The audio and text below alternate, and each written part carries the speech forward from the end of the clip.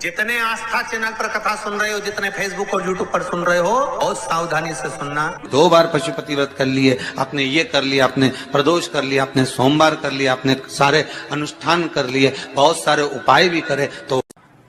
शुक्रवार के दिन अगर शंकर के मंदिर में जल चढ़ाया जाए तो नारी का अखंड सौभाग्य होता है। 16 श्राद्ध चल रहे हैं, प्रयास करिएगा अपनी जिंदगी में,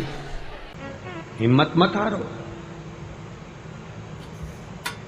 मेरा माताओं से निवेदन है, तुम्हारा बेटा कहीं पर भी पढ़ाई कर रहा हो, कहीं पर भी विद्या अध्ययन कर रहा हो, कहीं पर भी वो कंपटीशन एग्जाम में बैठ रहा हो, किसी भी जगह पर कंपटीशन एग्जाम में वो बैठे, मेरा माताओं से निवेदन है, श्राद्ध पक्ष में किसी भी दिन जब तुम्हारा मन पड़ जाए, श्राद्ध पक्ष में करने के लायक है बस। शिव महापुराण की कथा वर्णन करती है, जब तुम जांच कराने के लिए जा रहे हो, तुम्हें लग रहा है कि डॉक्टर ने बोला है कोई बड़ी बीमारी, ये गठान है, और ये गठान, ये गांठ गर्भाशय में आ गई, ये गांठ कहीं शरीर में आ गई, और तुम्हें लग रहा है कि ये तकलीफ देगी और जांच के लिए जाएगी, उसके पहले आप कोई बड़ी जांच कराने के लिए जा रहे हो कि डॉक्टर ने बोला है कि इनको ये बीमारी हो रही है, इनको ये रोग हो रहा है, इनको ये तकलीफ। आप डॉक्टर को दिखाओ, जांच कराओ, डॉक्टर दवाई दे, उसको खाओ। डॉक्टर भी शंकर का एक रूप है। जैसे शिव महामृत्युंजय है तो जगत के जितने डॉक्टर हैं ये भी महामृत्युंजय का एक प्रतिबिंब स्वरूप है। आप इनको दिखाओ, डॉक्टर भी शंकर का एक स्वरूप है। ऐसा नहीं कि तुम डॉक्टर को नहीं मानोगे, डॉक्टर शिव का एक तत्व स्वरूप माना, महामृत्युंजय माना, आप दिखाओ। और यहां शास्त्र कहता है जब आप डॉक्टर की जांच कराने के लिए जाओ, उसके पहले कुशा का जल, अगर महादेव जी की जो जलाधारी होती है, जब तुम्हें लग रहा है कि कोई बड़ी बीमारी हमारे शरीर में प्रवेश कर रही है और डॉक्टर कह रहे हैं कि इसकी जांच होगी, उसके पहले कुशा का जल, डाब का जल, ये अशोक सुंदरी का स्थान जहां पर है और शिवलिंग का जो स्थान है, इसके बीच में जो जगह खाली पड़ी रहती है, इस स्थान पर अगर हम कुशा का जल, डाब का जल चढ़ा देते हैं और उस जल को उस स्थान पर जहां तुम्हें लग रहा है कि इसकी जांच होने जा रही है, उस स्थान को लगाकर जांच के लिए जाते हैं, कभी जिंदगी में बड़ा रोग प्रवेश कर ही नहीं सकता। कुशा का जो जल होता है, डाब का जो जल होता है, ये साधारण जल नहीं होता महाराज जी, इसको साधारण नहीं। पितृलोक में जो पितृ निवास करते हैं उनकी 3 बेटी हैं, मैना, धन्या, कला। पितरों की 3 बेटी हैं, मैना, धन्या और कला। जब बेटा किसी एग्जाम में बैठ रहा है,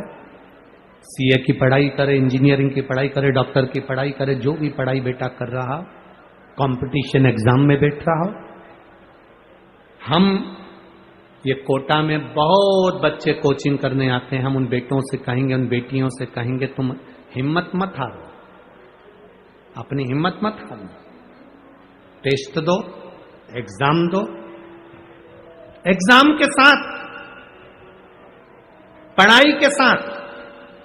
देवाधिदेव महादेव पर भरोसा रखो, विश्वास पक्का रखो। दुनिया में ऐसा कोई काम नहीं जो तुम नहीं कर सकते, ऐसा कोई काम नहीं जो तुम नहीं कर सकते। जरा सा टेंशन आया, डिप्रेशन आया और अपने प्राणों को त्याग दिया, माँ बाप के बारे में सोचा ही नहीं, हिम्मत मत हारो। मेरा माताओं से निवेदन है, तुम्हारा बेटा कहीं पर भी पढ़ाई कर रहा हो, कहीं पर भी विद्या अध्ययन कर रहा हो, कहीं पर भी वो कंपटीशन एग्जाम में बैठ रहा हो, किसी भी जगह पर कंपटीशन एग्जाम में वो बैठे, मेरा माताओं से निवेदन है, श्राद्ध पक्ष में 3 सफेद फूल, 3 चावल के दाने, 3 सफेद फूल, 3 चावल के दाने एक कटोरी में अपने दरवाजे के नजदीक में अंदर की ओर उसको रखो। किसी भी दिन जब तुम्हारा मन पड़ जाए, श्राद्ध पक्ष में करने के लायक है बस। तुम्हारा बेटा कंपटीशन एग्जाम में बैठ रहा हो, परीक्षा दे रहा हो, नौकरी के लिए अप्लाई कर रहा हो, या उसको कोई कुछ पाने की ललकता है वो नहीं कर पा रहा, या दुकान व्यापार व्यवसाय के लिए कार्य कर रहा है पर उसका नहीं जम पा रहा, कोई लोन लेने के लिए अप्लाई कर रहा है नहीं जम पा रहा, तो 3 सफेद पुष्प और 3 चावल के दाने। पितरों की तीनों बेटियां मैना, धन्या और कला। नाम बोलिए फिर से, मैना, धन्या और कला। पितरों की 3 बेटियां, इन तीनों बेटियों का नाम लेकर दरवाजे के पास में कटोरी को रखकर जो बेटा जो बेटी जो कंपटीशन एग्जाम में बैठ रहे हैं या कुछ ना कुछ करने की उनकी ललकता है, उस बेटा बेटी का नाम स्मरण गोत्र बोलकर उसी चावल और पुष्प को